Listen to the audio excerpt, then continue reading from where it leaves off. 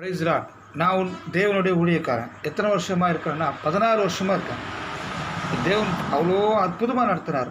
ஒவ்வொரு நாளும் இன்னைக்கு வரைக்கும் பார்த்தீங்கன்னா, நான் கர்த்தருடைய ஊழியம் செய்து கர்த்தருக்கு பிரியமான வாழ்க்கை வாழணும் ஒரு முடிவு கட்டி நான் அப்படியே வாழ்கிறதுனால, அப்படியே வாழ நான் ஆசைப்படுறதுனால, நான் அப்படியே வாழ என்னை ஒப்பு கொடுக்கறதுனால என்ன நடக்குதுன்னா, தேவன் என்கிட்ட பேசும்போது ஒவ்வொரு தடையும் சொன்னார். என்ன சொன்னார்னா, நீ காணிக்க வாங்காத. எனக்கு சொன்னார். நான் மற்றவங்களை குறை சொல்லவும் இல்லை, மற்றவங்களை பற்றி நான் சொல்லவும் இல்லை. எனக்கு தேவன் சொன்னார், நீ காணிக்க வாங்காத. நான் உன்னை போஷிக்கிறேன், நான் உன்னை நடத்துகிறேன். நீ நம்புற இல்லையா, நான் உன்னை நடத்துவேன்னு சொல்லி 5 அப்பம் 2 மீனை நான் கொண்டு வந்த 5000 பேருக்கு உனக்கு நான் கொண்டு வர மாட்டேனான்னு கேட்டார். நிச்சயமாக நீங்கள் கொண்டு வருவீங்க தகப்பனே, நான் விசுவாசிக்கிறேன் கர்த்தாவேன்னு சொன்னேன்.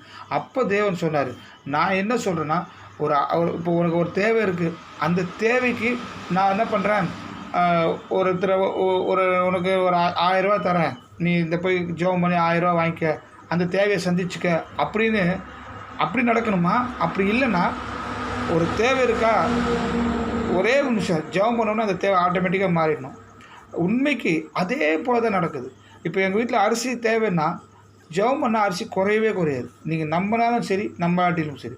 உண்மையிலே என் வாழ்க்கையில் ஒவ்வொரு தடவையும் நடக்கும். நான் அரிசியை மட்டும் சொல்லலை, பல தடவை கேஸ், பல தடவை மளிகை சாமான், பல தடவை எல்லா காரியங்களும் என் வீட்டில் இருக்க பல காரியங்கள் குறைவுபடுறதே இல்லை.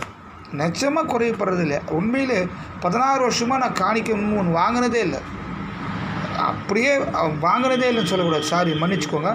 வாங்கினேன். எப்படி வாங்கினேன்னா, என்கிட்ட தேவன் நேரம் அனுப்புகிறேன், அந்த மனுஷனுக்கு பைசா தருவாருன்னு சொல்லி என்கிட்ட சொல்லி, யாரை அனுப்புன்னு சொன்னாரோ அவங்கக்கிட்ட தேவன் பேசி, இந்த மனுஷன் இப்படியாக போய் ஜோசப்ன்ற இந்த ஊழியக்காரனுக்கு நீ இவ்வளோ பணம் கொடு அப்படின்னு தேவன் சொல்லி அவங்க பணத்தை கொண்டு வரும்போது, அதே வார்த்தை தேவன் என்கிட்டையும் சொல்லியிருந்தால் தான் நான் என்ன பண்ணுவேன்னா காணிக்கை வாங்கவே செய்வேன். இல்லைன்னா நான் காணிக்கை வாங்க மாட்டேன். இன்றைக்கி வரைக்கும் 16 வருஷமாக என் தேவன் அப்படி தான் நடத்திட்டுருக்கார். சரிங்களா? அப்போது தேவன் மேலே நம்ம விசுவாசமாக இருந்தோம்னா கண்டிப்பாக தேவன் நம்மளை உயர்த்துவார். இப்போ அதுக்கு பொறுமையாக இருக்கணும். உண்மையிலே சொல்லணும், அதுக்கு பொறுமையாக நம்ம இருந்தோம்னா கர்த்தர் நம்மளை நிச்சயமாக உயர்த்துவார். அது நான் என் வாழ்க்கையில் ஒவ்வொரு நாளும் அனுபவிச்சுட்டே இருக்கேன்.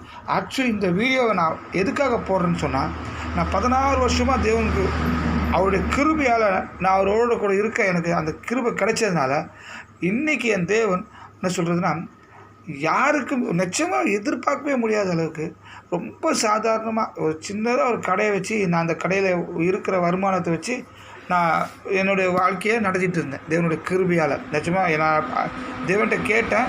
அப்போ தேவன் என்ன இப்படியா கடை வச்சுக்கோன்னு சொல்லி அனுமதி கொடுத்தாங்க. அப்போ நான் கடையில் உட்காண்ட்ருக்கும்போது உண்மையிலே கடையில் வியாபாரம் ஆகாது. ஏன்னா நான் பல நேரம் திறக்கிறதே இல்லைன்னு வச்சுக்கோங்க. எனக்கு ஏசப்பா தான் முக்கியம், ப்ரேயர் தான் முக்கியங்கிறதுனால நான் திறக்கிறது இல்லை. அப்போ திடீர்னு ஒரு நாள் கடை ஓடலை, ரொம்ப கஷ்டமாக இருக்குது. அதாவது ஓடலை அப்படிங்கிற கஷ்டம், வேறு ஒன்றும் இல்லை. அப்போ நம்ம மூடிடலாம் ஏசப்பா, வேணாம் ஏசப்பா அப்படி சொல்லிட்டு இருக்கேன். அடுத்த ஒரு அரை மணி நேரத்துக்குள்ளே பக்கத்து கடையோட தேவன் என்னை பார்ட்னராக சேர்த்து, அந்த பக்கத்து கடை பார்த்தீங்கன்னா ஃப்ரான்ச்சைஸே 2.5 லட்ச ரூபா கொடுத்து எடுத்தாங்களாம்.